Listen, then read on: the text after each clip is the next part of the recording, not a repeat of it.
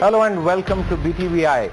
11 years in the making and good sense has finally triumphed within 1100 days of the Narendra Modi government being in power. Welcome to BTVi. The final contours of the goods and services tax have been put in place. The rates for goods and for services have been finalized at a meeting in Srinagar, and that was Finance Minister Arun Jaitley detailing the entire proposals for an implementation effective date of July 1. That is what it seems at this point of time. Joining me today to discuss and decipher what has been decided as far as the goods and services tax is concerned is a panel that includes Anita Rastogi, partner in direct tax at PwC, YG Parande, senior advisor at Deloitte Haskins and Sells LLP, Harpreet Singh, partner in direct tax at KPMG, as well as Mukesh Butani, managing partner at BMR Legal. More guests will join us also on the show. Thank you very much, gentlemen, for joining us on this edition of the GST coverage special on BTVi. Quick recap for our viewers in terms of what was announced and what has been decided over 2 days. The goods taxation has been finalized. 5 slabs, but effectively perhaps more, and we'll get more on that from our guests. And on the second day of the deliberations, the services tax architecture has been adopted, and completely and unanimously, effectively barring healthcare and education, all services are in the tax net. And remember, there is a negative list for services, and therefore we start at 5% for services like transport and go right up till 28% for hotels, 5-star hotels or hotels that have a tariff of above 5,000. I wonder what the tourism trade would have to say to that. There are multiple other elements, and let's begin our discussion by getting the first reaction from our guests here. Mr. Parane, I'm going to come to you first, broadly on where we stand today. The original statement on goods and services tax was mooted in the first budget speech or in the budget speech of 2006 and 7 by the then finance minister. From there we have seen a torturous sort of framework evolve. One nation, one tax was the original idea. It seems to be one nation for sure, but multiple tax slabs at least. So what is the framework looking like to you at this stage? Well, Siddharth, before we get into that, I think there is something that we must take note of, and that is, I think it's probably for the first time that the rates of taxes are getting discussed in public and they're being disclosed. Now, before we get into, what is right, what is wrong. Budget will go away now. Yeah. So, I mean, I have been earlier in the government, so I still remember this secrecy and shrouded budget making. So I think it's a refreshing change above everything else. To, the moment the decision is arrived at, it is put out in the public domain, so you can study the impact on this. Now, having said that, I think it's a huge cultural change, and I think one must acknowledge the great contribution of the GST Council in making that change.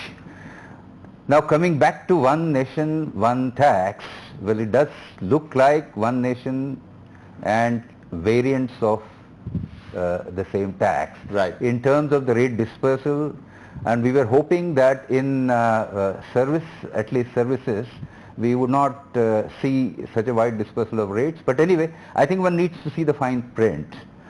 The next thing that I need to see that, okay, having got this, whatever may be the compulsions, how do we implement the GST in a way that people across the country have the same treatment for the same transactions? So the next step in achieving that goal of one nation, one tax needs to be at least one phase of the administration. Very nice point. One nation, one tax, and one administration. And before we continue with that point, let me introduce another guest, Suresh Nandal Rohera, who is a partner at Grant Thornton, who also joins us on the phone line. And we have Mukesh Butani also joining us. Mukesh, welcome to BTVi. I want to come to you now with regard to your sort of summary about what has been done. Mr. Parande here spoke about how he indicated that perhaps he wouldn't have liked to see so many variations really as far as the service tax slabs are concerned,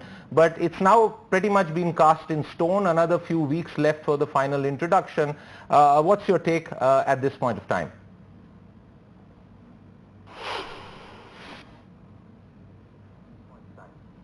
Well, 2 points. One, I echo Mr. Parande's view that there is a degree of transparency in being able to debate the tax rates, though. So none of the tax rates that are getting announced either for goods or services is coming as a surprise. We all knew that education and healthcare is something that would potentially get left out. As a matter of fact, it could have been a shocker if it was included. I think on your point, is it truly one nation, one tax?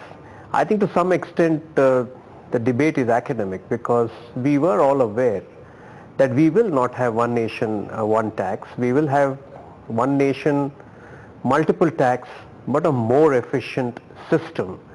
Because we know the challenges that we faced, the businesses have faced, and the inefficiencies that they have been through, given the current system or the extant system that we have. And I still call it the current system because we need to see the rollout of GST happening on July 1.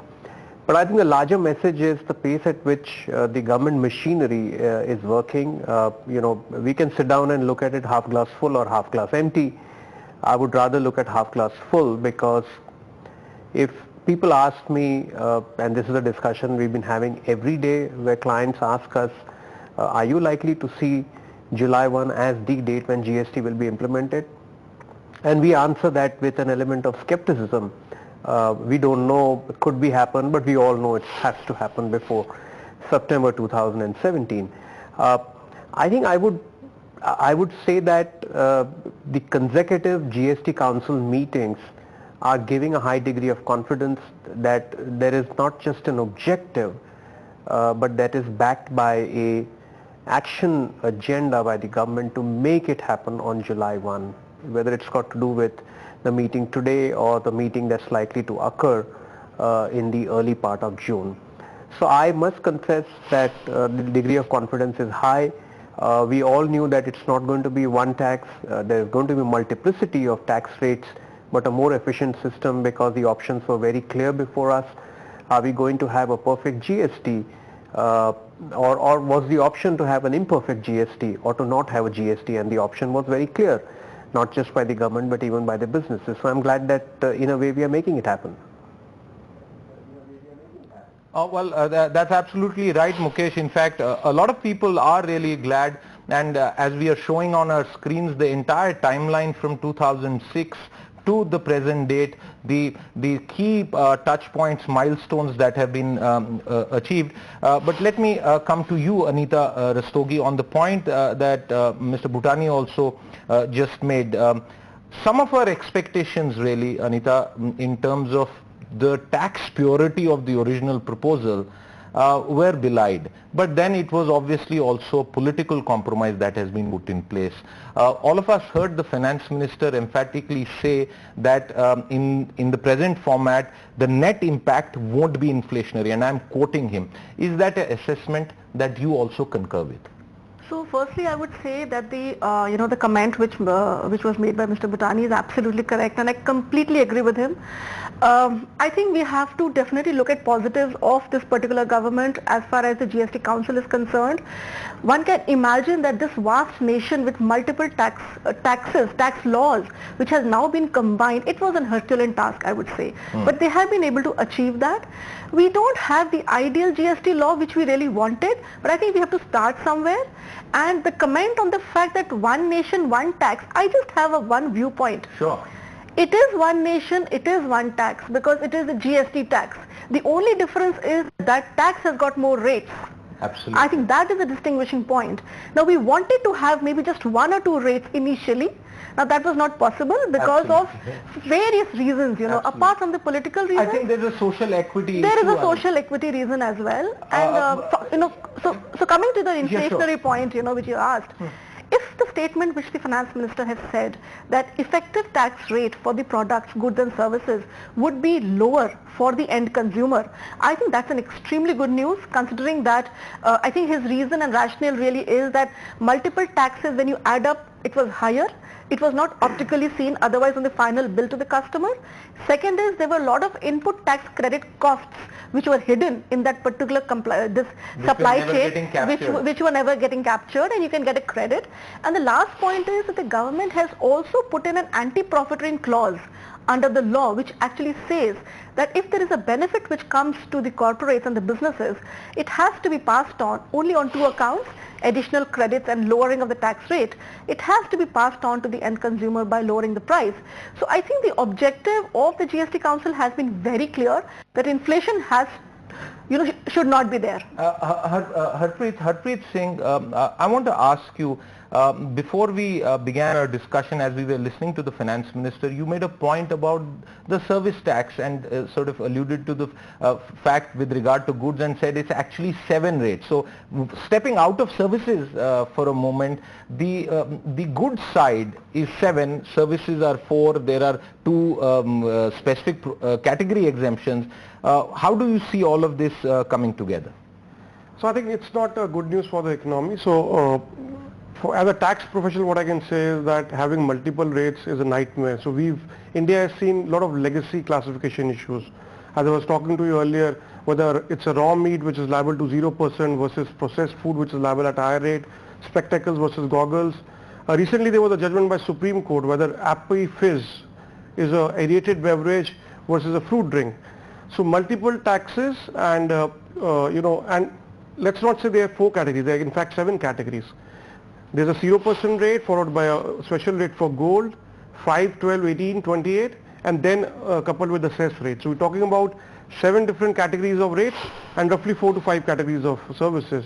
So classification would be a nightmare for the industry, and everybody would need to grapple with it to begin with. Mr. Parande, before I go to Mr. Bhutani on the same subject, I want you to respond to Harpreet's point where he sort of indicated a negative impact on the economy. Would you concur with that assessment?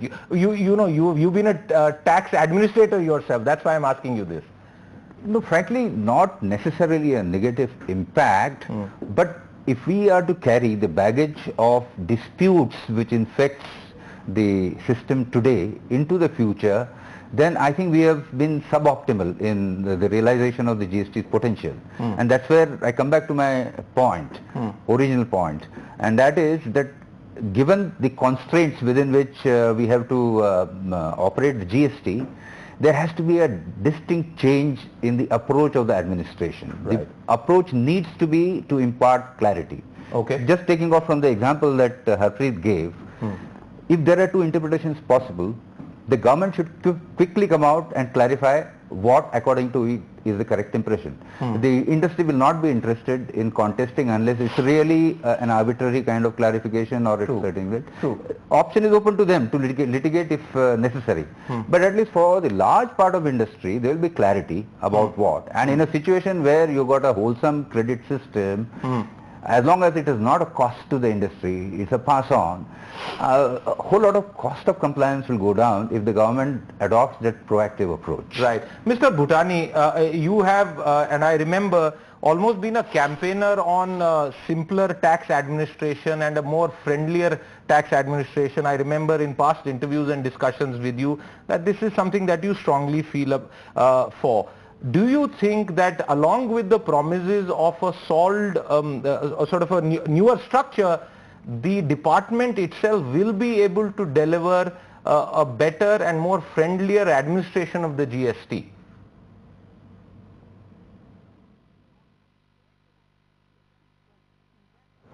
Well, I think 2 points before I answer your question, Siddharth, on the efficacy of tax administration in the new paradigm of GST.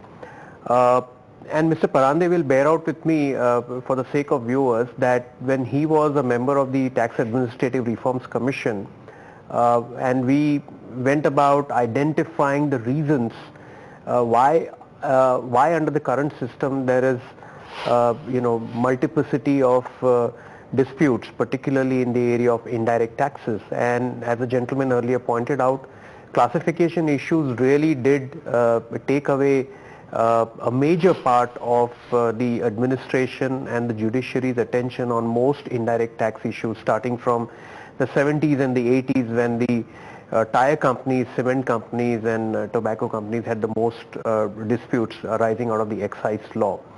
So I think that if there are some learnings for the past, one thing is to say that we will have a more efficient administration for the new law. Second thing is to make it happen. And here I would just like to, put forth two important points of view. Number one, we as a country and we as an executive and the parliament are great in legislating a law, and our track record for administration of the law is far from the desired outcome. And the primary reason for that is that once we administer the law, we don't bother to put out a set of subordinate legislation to be able to support the law. And then we leave it to the interpretation by the courts. And that's where frustration comes in for large taxpayers, small taxpayers who cannot afford expensive advice. And then that, coupled with delay in our dispute resolution in the court, is what really causes us as a country to push down our competitiveness. So I think there's a very easy way to do it, that you make the law, be mindful, classification related disputes are bound to arise, and hence you need to make sure that you have subordinate legislation to be able to address it. Now there are various forums to be able to do that. You need not have a taxpayer going necessarily in dispute. You sharpen your mechanism for giving advance ruling. You empower the government or the relevant officials to be able to settle a dispute. Why do disputes have to go to the court, or why do disputes have to logically be concluded in the courts? So there are ways and means to do it. There are several recommendations that are there on the table, and I think you can realize the vision of a more efficient tax administration if you are able to pull out several leaves from the successive expert committee reports that are there before the government. So I don't think it's a difficult task, and maybe the tipping point to render a more efficient administration is when the new law comes into force. It should not be a repetition of laws that we've seen in the past, and one standing example that comes to my mind is the transfer pricing law. It came in 2001. India was ahead of its time to legislate a law like transfer pricing. Very sophisticated, no training for the departmental officers. But it took us almost 10 years to come out with an advanced pricing agreement, which was our answer to deal with the menace of tax dispute in transfer pricing. So let's learn from those lessons. Let's sharpen our focus on advanced rulings, let's sharpen our focus on dispute resolution and subordinate legislation to deal with classification related issues. Absolutely, Mukesh, and before I go across to Suresh Rohira, and I'm going to come to you with a question on what to me seems like a classification dispute, and in fact an arbitrage opportunity of sorts negatively that has been created within the restaurant hotel space. Mr. Parande, you had a quick point on this. Kind of building on what we have been saying here and what Mukesh has been saying, just a quick example of how the governments might go about this. You see, the CBC has done an excellent job in coming out with FAQs on various aspects of GST. Now, they are largely based on questions which the officers themselves have kind of created and answered them. I think it's time that they now actually open that up to people, right, and give the people a medium where they can bounce these questions to the administration, and a large part of, because the difficulties that people have or the disputes that arise are at multiple layers of complexity. Absolutely, and there are certain which are absolutely everyday issues which you can clearly impart. And there are 6 weeks perhaps left and ongoing, but I'll come back to you on that point. Suresh, thank you for waiting on the line. Let me ask you, the moment the finance ministry Minister was speaking about 0% for hotels and lodges, rooms below 1,000, and then 12% for 1,000 to 2,500, 18% for 2,500 to 5,000, and 28% frankly for anything above 5,000. I don't know if 5,000 is 5-star anymore, it's perhaps just 2-star, but let's not go there. It just seems to me to suggest that perhaps there will be a response on paper, a kacha bill and a pakka bill, if that's possible, to move the tariff down by a hotel which fares loss of business. Is that something that you will see happening, Suresh? Well, very clearly the first response is that it may not happen so. For the reason because the way entire GST mechanism has been crafted, they have put a system of anti-policing. So if you were to look at the way they have mechanized the returns and the invoices, so we clearly see that the unorganized sector or the kacha or the parchi business would gradually disappear. So I do not see that as a problem. But certainly there could be a lobbying going forward in terms of the rate. Now while we say that there could be a lobbying in terms of the rate, at the same time, if you were to look at the service GDP of the country, there was clearly a worry that if service tax rates would go from 15 to 18, then what will happen to other sectors? So I think while considering the point which Harpreet mentioned about classification, I think it is important for the government to get adequate checks and balances in place, as Mukesh mentioned. And I feel it's a good move to have various baskets for different services. As clearly there could be services which should be pegged at 5% or 12% vis-a-vis 18%. So I see it's a welcome move, and I don't see that probably the unorganized sector. Suresh, is it possible for you to offer more clarity to our viewers, because we have right now sort of been looking at the broader picture, but let's come to some of the specifics. The finance minister also said on a weighted average basis services will actually come down. He was talking about the rate impact as the goods incidence will come down. Now I just want to understand, for the benefit of our viewers, how significant is that statement really? No, certainly if you were to look at the rate of goods today, I mean clearly you have excise duty which is at the rate of 12.5. Vis-a-vis VAT you have at again 12.5 to 14.5 depending on the rates in different states. So that clearly comes down to 18%. So that's one reduction. Secondly, in services there was a lot of worry amongst all the sectors that if rate is going to go up from 15 to 18, then definitely it's going to become expensive. But what we now see that we have different slabs even for services. So clearly we will have reduction in certain sectors vis-a-vis where they are at a higher rate today. Okay. Harpreet and then Anita. Harpreet.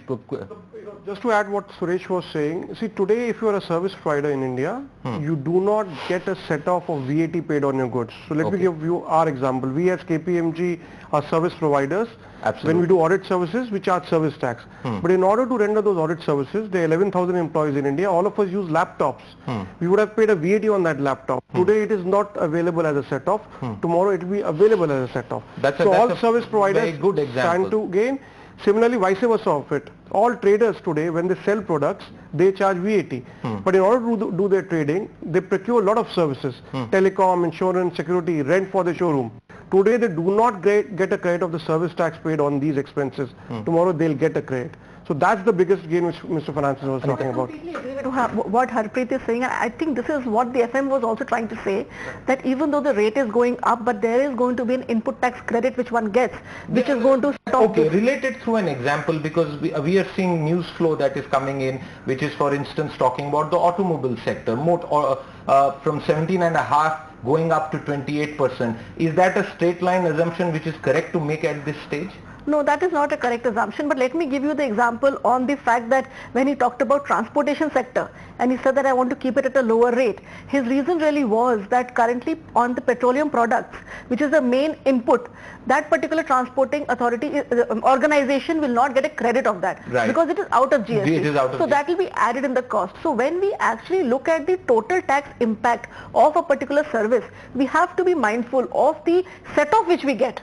Right, and under GST, almost everything we'll be able to get a set-off of. Just one quick point, let me clear this notion that we know that 60% of our GDP is services, and broadly the rate is increasing from 15 to 18%. But let's not lose a sight of the fact that out of the 60% GDP, 80% is B2B services. Right. Which means that even if the rate increases from 15 to 18, the recipient is in any which way is getting the credit. Right. So therefore it's not an inflationary impact. Okay, Mukesh Butani, given this, and it seems that this is not like a typical budget day discussion that we are doing where a specific rate change is made and then we immediately consequently look at individual sort of sectors and the listed companies within that space with regard to impact on their financials. This, I think, needs to be correlated with the fact that you now have input credits available and there is a chain of sorts, a new chain that has been established.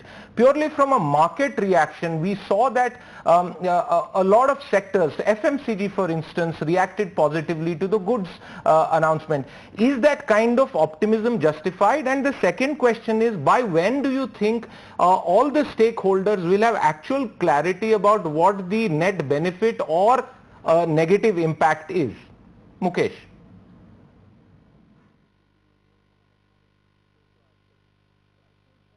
Well, I think you will need to look at it from a business to business standpoint. But before we do that, let's look at it. What are the 3-4 broad guiding philosophies for us to be not one GST rate country? Number one, if you look at the neutral, what is really this neutral rate of tax that makes sure that if all goods and services were taxed in the range of 18%, then we would not have had the lower rate of tax or the higher rate of tax. So the guiding philosophy is that let's try and come out with a rate structure that puts minimalistic burden on the common man. Point number one. Let's come out with a rate structure that addresses the concern of inflation, which for a country like India is very important. Well, inflation is important for any country, but it's far more important for India. Third principle, how do you compensate yourself to be able to tackle with the first two principles? Let's try and dig into the pockets of people who can afford it, and that's where the demerit or the higher rate of tax comes in. So these three are really basic guiding philosophies. And then comes the benefit of GST, which everyone has been talking about. I think the biggest benefit would be that the input credits that are currently not available seamlessly because of the duality of taxation being assumed by the state and the federal government will be available. To your question, yes, the markets, the FMCG companies, as you rightly pointed out, have reacted positively because oil and soap, which are the two important products for many of the FMCG companies, particularly the listed ones, are clearly benefiting from the structure that was announced yesterday. What would be the final outcome? I think when the rates for all the goods and all the services, and particularly for goods moving away from the 4-digit to the 6-digit classification is available, then I think businesses will start working at their pricing strategy, and then only they will be able to make out whether they are net gainers or net losers. But I think, and this is more a hunch than anyone else because you're not looking at a specific sector. Of course, people talked about the automobile sector, that you could well be in a situation where the so-called non-luxury cars could be expensive, and I'm using the word could be expensive because I have not done any calculation. But businesses will have to sit down after all rate structures are available for goods, for services, assess what kind of services which under the extent law were of a nature where input credits could not be taken, and then only make an assessment whether it's overall positive or negative. And you may very well land in a situation where certain goods and certain services would be expensive, would cost more, and certain goods and services, as you rightly pointed out, in the FMCG sector would cost less. Absolutely, and in fact for our viewers, before we continue with our debate, what our experts seem to be pointing out, and this is a clear headline to understand apart from what the more details that are coming out with regard to the June 3rd meeting, which I'll touch upon, but the clear point really at this stage is that if India was used on budget day every year and companies were used to changing their MRP pricing as a consequence of the tax rate changes, July 1 could be the date where you would have a similar situation where multiple price changes could happen across sectors. Like Mr. Butani said, some things could become expensive, some things could become perhaps even cheaper, but the bottom line is the rates will change on the 1st of July. Before I go to Mr. Parande, because I want to pick up the point of anti-profiteering clause and how that could operate, because that is something that industry needs to watch out for very clearly. While we are only focusing on consumer end, from an industry point of view, from a participant in the B2B space, that's a very significant effect. Suresh, I want to ask you on this one example. When we heard the 5 categories which are at 28%, and I am talking about services, hotels, gambling, race club, betting, and the finance minister seemed to club race club and betting together. Both things happen at the same place. I don't know if there is a finer point there which talks about clubs separately, but cinema halls at 28%, and then he was at pains to quickly point out, and I think he had Tamil Nadu in mind when he pointed out that for cinema, when you take entertainment tax almost up to 100%, this will be lower. So if people have watched Bahubali as a movie, they must be breathing a sigh of relief. On that specific point, Suresh, do you think, for example, on cinema tickets, the overall tax incidence will be lower?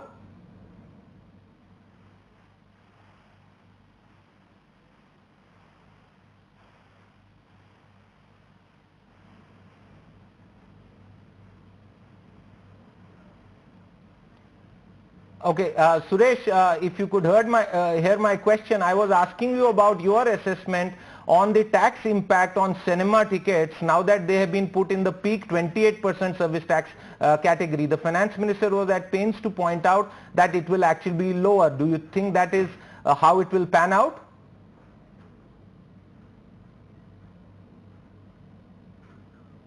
Okay, I think we are having trouble. But that question, Harpreet, to you before I come to you, Mr. Parande. Yeah, so I've been fortunate to working for the leading, cinema chain in the country, and see the impact would be different from state to state, because entertainment tax rates are different. So where the cumulative rate, and there are states with a cumulative rate of entertainment tax and other taxes more than 28, but my prima facie answer is in most of the states the cumulative rate is less than 28%. So definitely going to cinema halls is going to become a little costly. Okay, I'll request my producers to add that as a headline, as a point for our viewers to consider. Anita, on the same issue? I would just also like to make a mention that I did read somewhere that there are certain states which will actually allow the municipal corporations to levy an entertainment tax separately. So that is also a possibility. So because the entertainment tax which is levied by the state, only that will get subsumed under GST. So the local body tax, yes. Mr. Parande, that is levied as what? Under what head? No, it's, I'm not sure, I'll have to check that, but as Anita correctly says, it is these taxes levied by the state. They may be collected by municipal corporation, but levied by the state that are exempted. So, I mean, I don't know, I mean, are you implying that there could be a separate levy coming through another route? So, entertainment tax could be a possibility depending upon which state allows their municipal corporations to levy this entertainment tax. Because the point is that local body taxes levied by municipalities are outside Absolutely. the GST net. So, yeah. So that is linked with the autonomy to be given to the local bodies. Panchayati Raj institutions. And exactly. All. Absolutely. Yeah. So the devil is always in the detail. Mr. Parande, I want you to talk about, and we have Suresh back, but Suresh, I'll come to you in a bit again. Sorry for that disruption on the line. Mr. Parande, since we now are pretty much agreed that there will be a significant change in the end consumer prices July 1, and the government will be very keen to avoid any inflationary impact, what does it mean for industry? A heavy hand of government and price capping, so to say. We have seen that in the pharma space with regard to stents, for example, using the anti-profiteering clause, because again industry would feel worried about it. They would be, they would want to be left alone to decide what is good for them as far as business is concerned. Well, I don't believe that the government's intent would be that, certainly not. And therefore it is critical that the rules relating to anti-profiteering get published as early as possible. The reason is, but even before what is published, what are they going to write in the rules, if you could speculate on that? So what you need to do is to establish standards, which will show that how to compute, say, the benefit coming off additional credit, reduction in duties. So how are you going to quantify? Because there is an entire supply chain there. But it's the return of the raid Raj, really, Mr. Parande. Let me complete. Sure, please go ahead.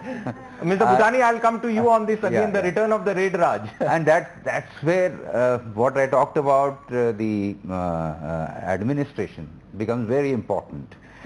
There is a common interest in compliance with law. I think the government as well as the industry must accept that, and the two must collaborate and cooperate to ensure that compliance. I think the way the government could do that is to clearly set out standards which the industry can adopt, which will demonstrate compliance with the law. Okay. See, we have, I will go to the other side of we have the unjust enrichment provisions in excise, where you cannot get a refund unless the benefit is not passed down to, the burden is not passed down. But my point is that we are living in times where the government has also proposed a separate law for economic offenders who flee the country and how to catch their property. So, I see the heavy hand of Bharat Sarkar as a dark shadow. Anita, you wanted to come in on that. So I basically wanted to talk on the anti-profiteering, and I would say that there are two countries, one is Australia and the other is Malaysia, which actually at the time of introduction of GST in their country did have this clause. And what was the experience there? So Australia experience was extremely successful. And because Malaysia? So Malaysia was very You're more bad. Comparable with Malaysia but than Australia. But I just want to tell you what government should be doing. Ideally, what government should have done is that for the anti-profiting rules should have been shared with the businesses much earlier, because whether it's going to be the net rate, gross rate, product wise, how do I do the calculation? And that's exactly what should have been shared. Yeah, quickly, sir. And that big difference between the two was that Australia invested in taxpayer education hugely. Yes. So well ahead of the GST implementation. And they came out several years for that. With the result that there were something like 2,000 actions in Malaysia and maybe half a dozen in Australia. 11. Actually, 11. Australia was just 11. Just 11 and 2,000 in Malaysia. Mr. Butani, before I go to Suresh, this return of the raid Raj, I could be a complete outlier and I could be completely wrong on this, but my gut tells me that sometimes the government, the Sarkar can come in very heavy-handed and start interfering with end pricing and call up somebody and say, why I gave you a rate of 12%, you are not passing on the benefit, I threaten you, and then a raid Raj will be unveiled. Already industry is under so much pressure. Is that a valid fear, sir?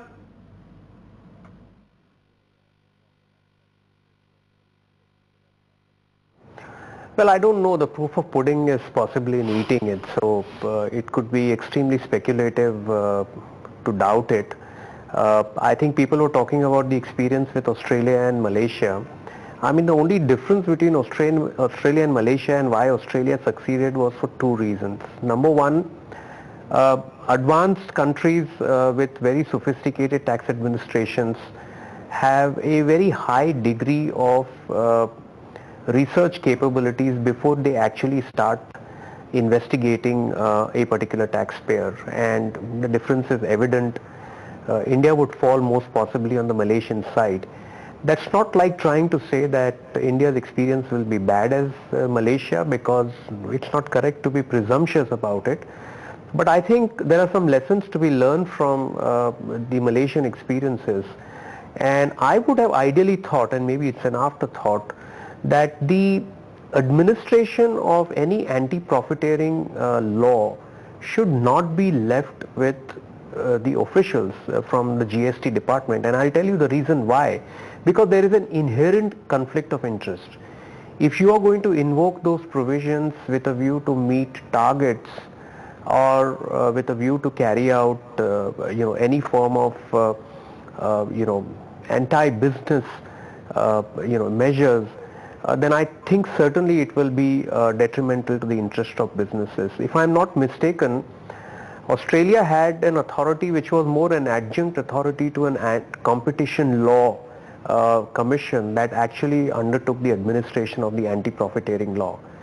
I don't know whether it's too late, but I think there is something that we should ponder upon, because most of our problems on the efficacy of tax administration arises out of two aspects. Number one, there is too much by way of delegated legislation, and there is very little guidance that's available to the executive to administer it in a judicious manner. And that's also the reason why we keep on using these adjectives, license Raj back, license Raj coming back. And I know that there has been a lot of debate recently.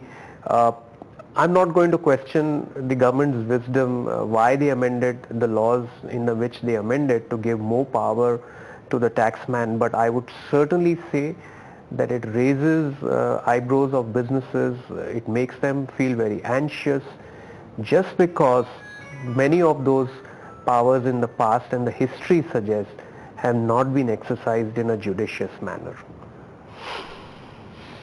Absolutely. Last few minutes for the discussion, and Suresh, I want to come to you on the disappointment that is being expressed by the telecom sector with regard to the 18% rate that it has come under. In fact, what it seems to suggest, and just to elaborate this point further, that the telecom sector is reeling under a massive financial crisis. There is no other way to put it.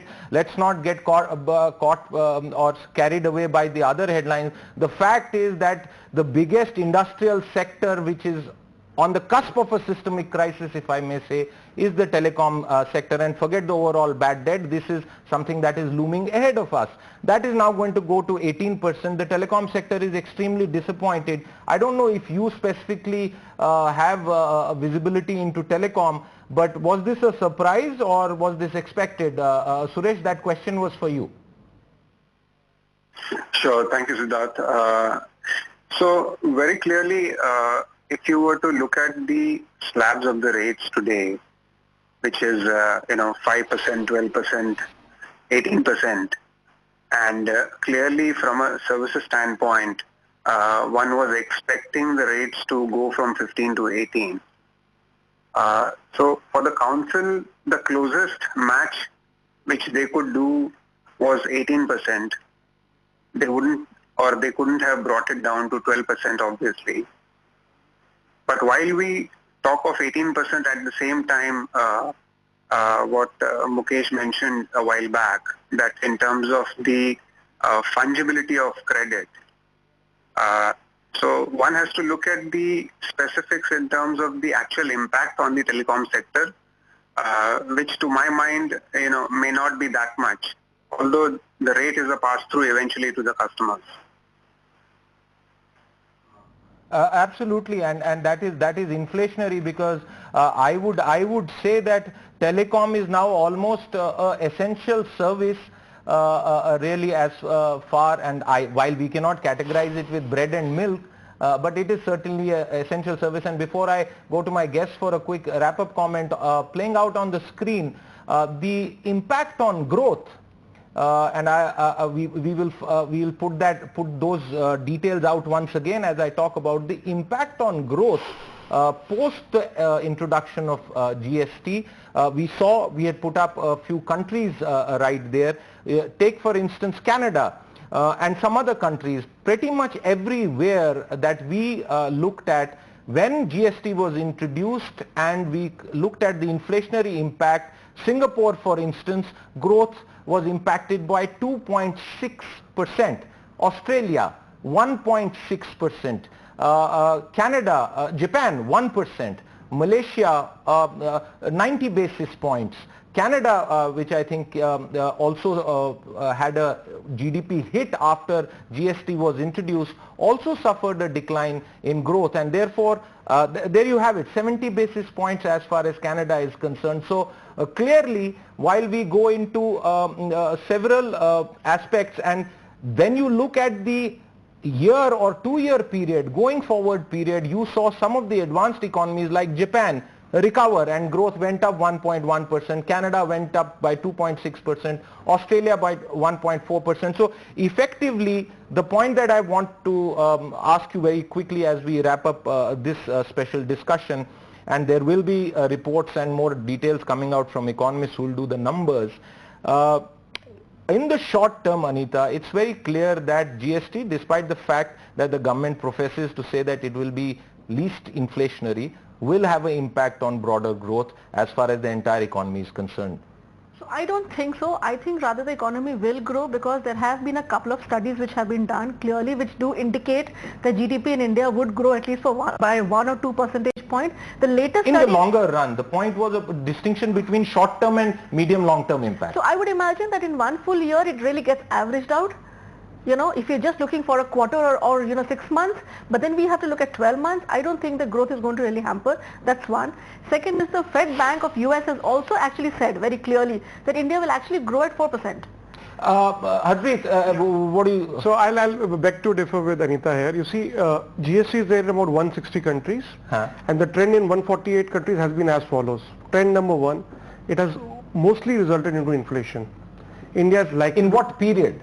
For the initial 1.5 year. Okay. The reason is not because of the rates, it's more because of human tendency. As humans, we tend to pass on the negatives to the economy and try and pocket the credits. While we have an anti-profiting measure which will try and curtail that, but the body is yet to be formed, it will take its own time for the rules to come out. So trend number one has been, it has always resulted in inflation. Trend number two, this inflation typically takes about a year and a half to come down. So India, with the size we have, I believe this would take at least a year and a half. And trend number three is what you showed on your screen, that after a year and a half, it always results into growth of economy, and I believe India would also follow the same path. Mr. Parande, closing comments from you. Yeah, so I would argue that in changes of this magnitude, one should look at the short term only in terms of managing the transition. But in terms of, if I have to call out a judgment on whether it's that, I would not look at the short term. So long term definitely beneficial, a lot of cleaning up that is happening, and I think the biggest point of all, I mean, is I hope that the attitude towards taxpayer improves, but besides that, what is sought to be done in this is to create an ecosystem of compliance. So the design thought behind the new system is an excellent thought.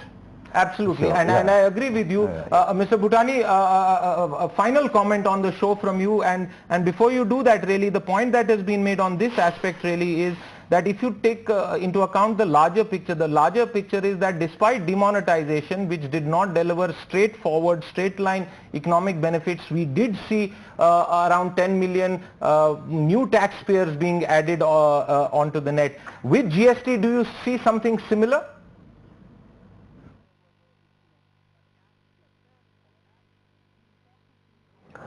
Well, I think every economy, the impact on every economy is nuanced, and you cannot compare India to any other economy.